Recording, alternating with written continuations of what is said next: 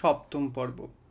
আপনাকে আপনি বিশ্লেষণ করিলে দেখিতে পাই, যে কয়টি নারী চরিত্র আমার মনের উপর গভীর রেখাপাত করিয়াছে, তাহার একটি সেই কুশারী মহাশয়ের বিদ্রোহী ভ্রাতৃজায়া।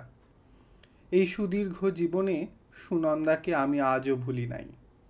মানুষকে এত শীঘ্র এবং এত সহজে রাজলক্ষ্মী আপনার করিয়া লইতে পারে যে, সুনন্দা যে একদিন আমাকে দাদা বলিয়া ডাকিয়াছিল, তাহাতে বিস্মিত হইবার কিছু নাই।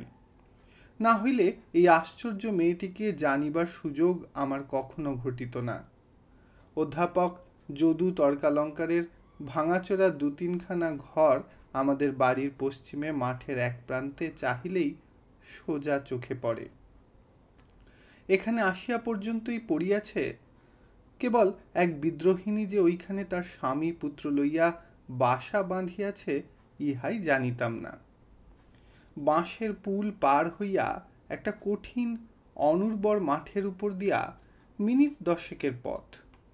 মাঝখানে গাছপালা প্রায় কিছুই নাই। অনেক দূর পর্যন্ত বেশ স্পষ্ট দেখা যায়। আজ সকালে ঘুম ভাঙিয়া উঠিয়া জানালার মধ্য দিয়া যখন ওই জীর্ণ শ্রীহীন ঘরগুলি চোখে পড়িল, তখন অনেকক্ষণ পর্যন্ত এক প্রকার অভূতপূর্ব ব্যথা ও আগ্রহের সহিত চাহিয়া রহিলাম, এবং যে বস্তু অনেক দিন অনেক উপলক্ষে দেখিয়াও বারবার ভুলিয়াছি, সেই কথাই মনে পড়িল যে, সংসারে কোনো কিছুরই কেবলমাত্র বাহিরটা দেখিয়া কিছুই বলিবার জো নাই। কে বলিবে ওই পুরো বাড়িটা শিয়াল কুকুরের আশ্রয়স্থল নহে?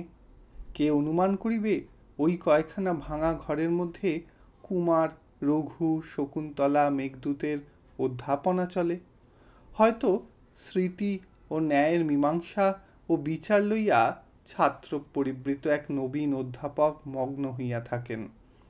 কে জানিবে উহারই মধ্যে এই বাংলাদেশের এক তরুণী নারী ধর্ম ও ন্যায়ের মর্যাদা রাখিতে স্বেচ্ছায় অশেষ দুঃখ বহন করিতেছে।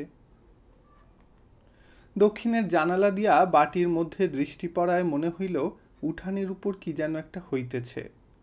রতন আপত্তি করিতেছে এবং রাজলক্ষ্মী তাহা খণ্ডন করিতেছে, সুতরাং কণ্ঠস্বরটা তাহারই কিছু প্রবল। আমি উঠিয়া বাহিরে আসিয়া দাঁড়াইতেই সে কিছু অপ্রতিভ হইয়া গেল। কহিল, ঘুম ভেঙে গেল বুঝি? যাবেই তো। রতন, তুই গলাটা একটু খাটো কর বাবা, নইলে আমি তো আর পারি নে। এই প্রকার অনুযোগ এবং অভিযোগে কেবল রতনই একা নয়, বাড়ি শুদ্ধ সকলেই আমরা অভ্যস্ত হইয়া গিয়াছিলাম।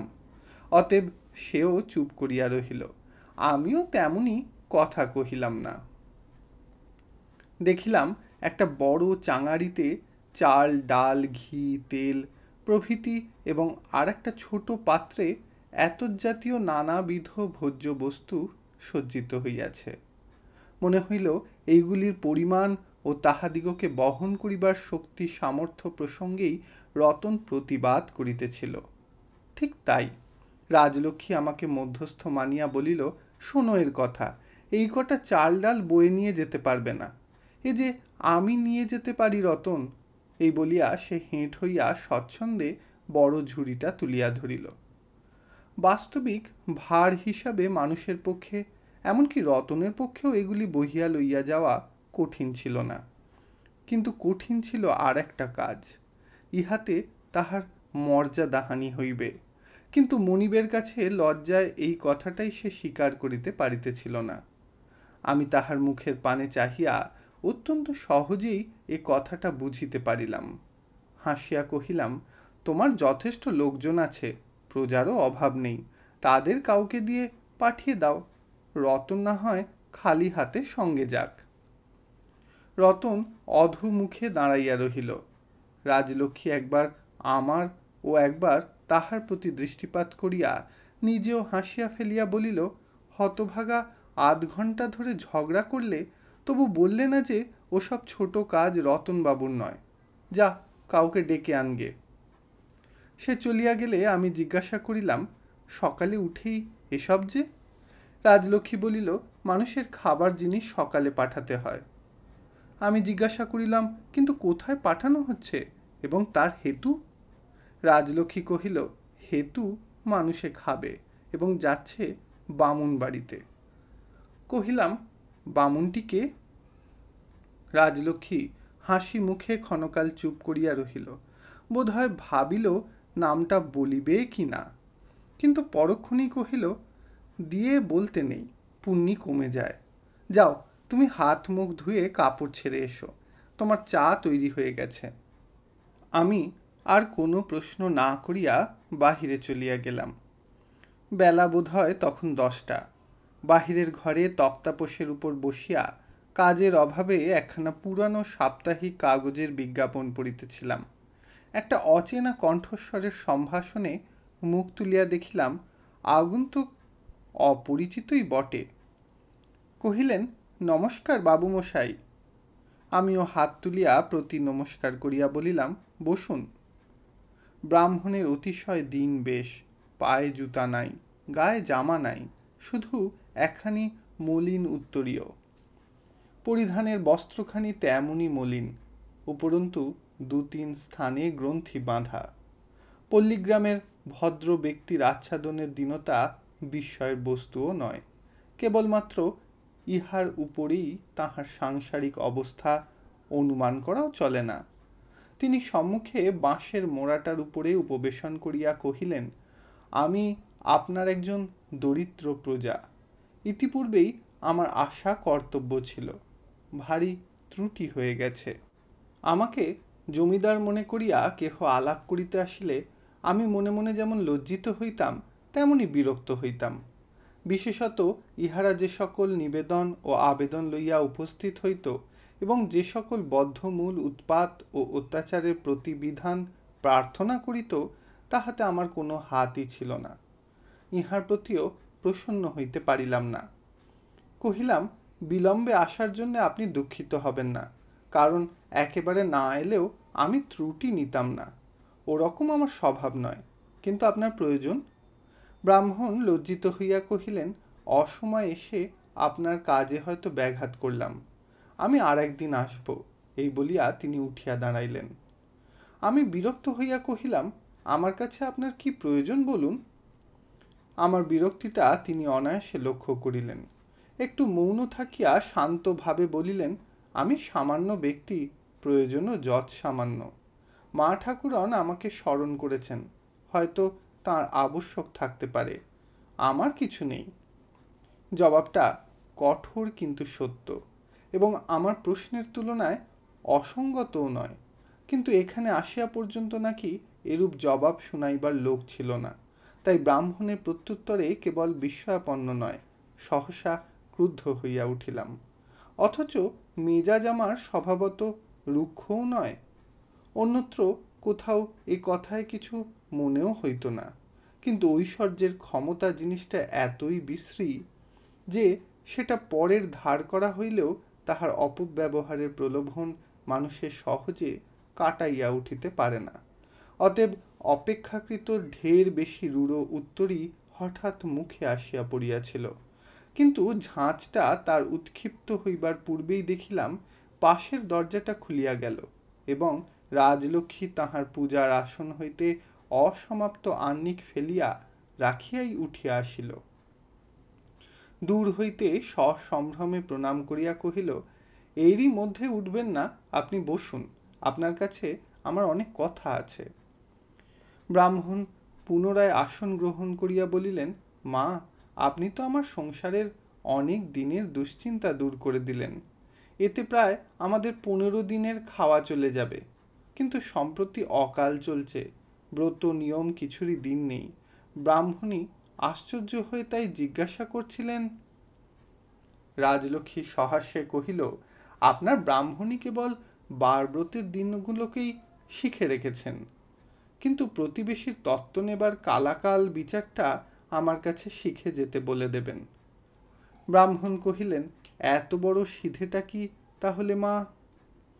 প্রশ্নটা তিনি শেষ করিতে পারিলেন না, অথবা ইচ্ছা করিয়াই করিলেন না, কিন্তু আমি এই দাম্ভিক ব্রাহ্মণের অনুক্ত বাক্যের মর্মটা সম্পূর্ণ উপলব্ধি করিলাম।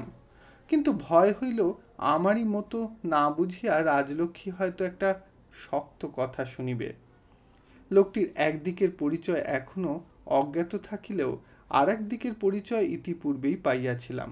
সুতরাং এমন ইচ্ছা হইল না যে আমারই সম্মুখে আবার তাহার পুনরাবৃত্তি ঘটে। শুধু একটা সাহস এই ছিল যে কেহ কোনোদিন মুখোমুখি রাজলক্ষ্মীকে নিরুত্তর করিয়া দিতে পারিত না। ঠিক তাহাই হইল। এই বিশ্রী প্রশ্নটাকেও সে অত্যন্ত সহজে পাশ কাটাইয়া গিয়া হাসিয়া বলিল, তর্কালঙ্কার মশাই, শুনেছি আপনার ব্রাহ্মণী ভারী রাগী মানুষ। বিনা নিমন্ত্রণে গিয়ে পড়লে হয়তো চটে যাবেন, না হলে এ কথার জবাব তাঁকেই দিয়ে আসতাম। এতক্ষণে বুঝিলাম ইনি যদুনাথ কুশারী, অধ্যাপক মানুষ। প্রিয়তমার মেজাজের উল্লেখে নিজের মেজাজ হারাইয়া ফেলিলেন। হা হা করিয়া উচ্চ হাস্যে ঘর ভরিয়া প্রসন্ন চিত্তে বলিলেন, না মা, রাগী হবে কেন? নিতান্তই সোজা মানুষ। আমরা দরিদ্র, আপনি গেলে তো তার উপযুক্ত সম্মান করতে পারবো না, তিনিই আসবেন। একটু সময় পেলে আমি তাকে সঙ্গে করে নিয়ে আসব। রাজলক্ষ্মী জিজ্ঞাসা করিল, তর্কালঙ্কার মশাই, আপনার ছাত্র কটি? কুশারী বলিলেন, 5টি। এদেশে বেশি ছাত্র তো পাবার জো নেই, অধ্যাপনা কেবল নামমাত্র। সবকটি কি খেতে পড়তে দিতে হয়? রাজলক্ষ্মী প্রশ্ন করিল। তর্কালঙ্কার মশাই কহিল, না, বিজয় তো দাদার ওখানে থাকে, একটির বাড়ি গ্রামের মধ্যেই, কেবল 3টি ছাত্র আমার কাছে থাকে। রাজলক্ষ্মী একটুখানি চুপ করিয়া থাকিয়া অপূর্ব স্নিগ্ধ কণ্ঠে বলিল, এই দুঃসময় এ তো সহজ নয় তর্কালঙ্কার মশাই। ঠিক এই কণ্ঠস্বরের প্রয়োজন ছিল, না হইলে অভিমানী অধ্যাপকের উত্তপ্ত হইয়া ওঠার কিছুমাত্র বাধা ছিল না। অথচ এবার তাহার মনটা একেবারে ওদিক দিয়াই গেল না। অতি সহজেই গৃহের দুঃখ দৈন্য স্বীকার করিয়া ফেলিলেন। বলিলেন, কি করে যে চলে সে কেবল আমরা দুটি প্রাণীই জানি। কিন্তু তবু তো ভগবানের উদয়াস্ত আটকে থাকে না মা। তাছাড়া উপায়ই বা কি? অধ্যয়ন অধ্যাপনা তো ব্রাহ্মণেরই কাজ। আচার্যদেবের কাছে যা পেয়েছি সে তো কেবল ন্যস্ত ধন। আর একদিন সে তো ফিরিয়ে দিতেই হবে মা। একটু স্থির থাকিয়া পুনশ্চ কহিলেন, একদিন এই ভার ছিল দেশের ভূস্বামীর উপর, কিন্তু এখন দিনকাল সমস্তই বদলে গেছে। সে অধিকারও তাঁদের নেই, সে দায়িত্বও গেছে। প্রজার রক্ত শোষণ করা ছাড়া আর তাঁদের কোনো করণীয় নেই। তাঁদের ভূস্বামী বলে মনে করতেই এখন ঘৃণা বোধ হয়। রাজলক্ষ্মী হাসিয়া বলিল, কিন্তু ওদের মধ্যে কেউ যদি কোনো প্রায়শ্চিত্ত করতে চায়, তাকে যেন আবার বাধা দেবেন না। কুশারী লজ্জা পাইয়া নিজেও হাসিলেন। কহিলেন, বিমনা হয়ে আপনার কথাটা আমি মনেই করিনি, কিন্তু বাধা দেব কেন? সত্যই তো এ আপনাদেরই কর্তব্য। রাজলক্ষ্মী কহিল, আমরা পুজো আচ্ছা করি, কিন্তু একটা মন্ত্র হয়তো শুদ্ধ আবৃত্তি করতে পারি নে। এও কিন্তু আপনার কর্তব্য, তা স্মরণ করিয়ে দিচ্ছি। কুশারী হাসিয়া বলিলেন, তাই হবে মা। এই বলিয়া তিনি বেলার দিকে চাহিয়া উঠিয়া পড়িলেন। রাজলক্ষ্মী তাহাকে ভূমিষ্ঠ প্রণাম করিল। যাইবার সময় আমিও কোনো মতে একটা নমস্কার সারিয়া লইলাম। তিনি চলিয়া গেলে রাজলক্ষ্মী কহিল, আজ তোমাকে একটু সকাল সকাল নাওয়া খাওয়া সেরে নিতে হবে। জিজ্ঞাসা করিলাম, কেন বলো তো? কহিল, দুপুরবেলা একবার সুনন্দার বাড়িতে যেতে হবে। একটু বিস্মিত হইয়া কহিলাম, কিন্তু আমাকে কেন? তোমার বাহন রতন আছে তো? রাজলক্ষ্মী মাথা নাড়িয়া বলিল, ও বাহনে আর কুলোবে না, তোমাকে সঙ্গে না নিয়ে আর কোথাও আমি এক পাও নড়ছি নে। আমি বললাম, আচ্ছা, তাই হবে। ইতি শ্রীকান্ত উপন্যাসের 3য় খণ্ডের 7ম পর্ব সমাপ্ত হইল। ধন্যবাদ।